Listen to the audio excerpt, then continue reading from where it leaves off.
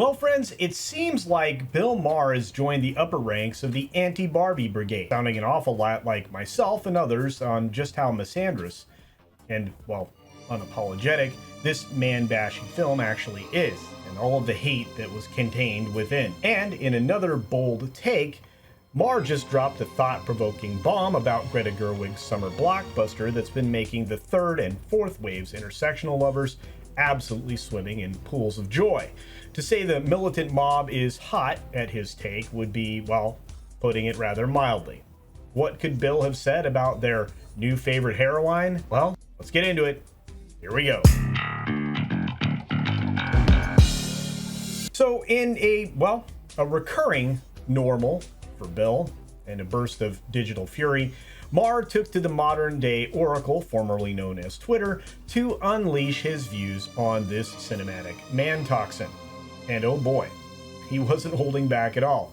He shared my hopes as well for the film called Barbie that would actually sweep him off his feet without the preachy vibes, sans the man-hating gusto, and in his terms, avoid the hashtag zombie lie zone. But alas, Maher's side, it was like finding Waldo in a crowd of Hollywood cliches.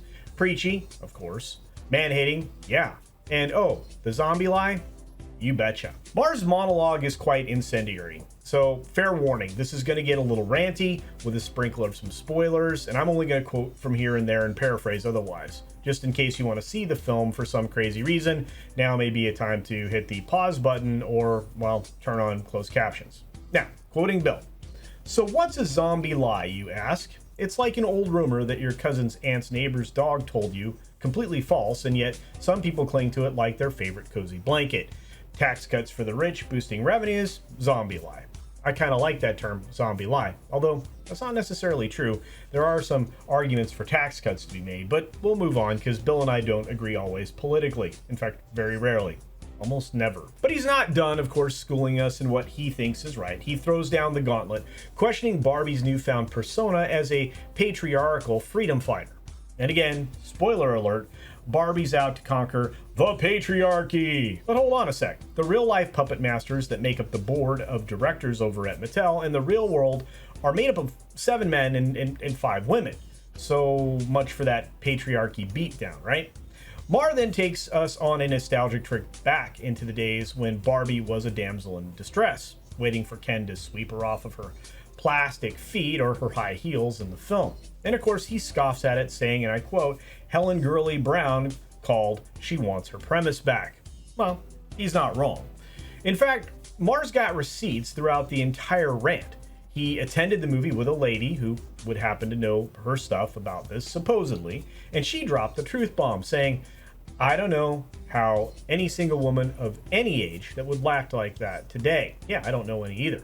Boom. And whipping out even more data to back it up by returning to the country's boardrooms, Maher cited the fact that a whopping 45% of the Fortune 500 board seats that were filled last year alone were occupied by women. So put that in your patriarchal pipe and smoke it. And what about that argument that Bill has, and of course myself for that matter, that as men, we can't possibly understand the patriarchal struggle? Well, he's got a comeback for that, and it sounds a lot like mine.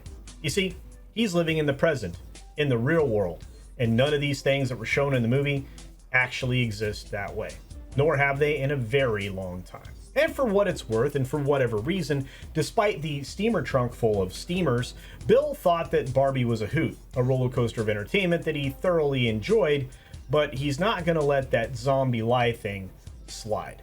Well, I can see some of his points, but I didn't find any entertainment here, nor satire.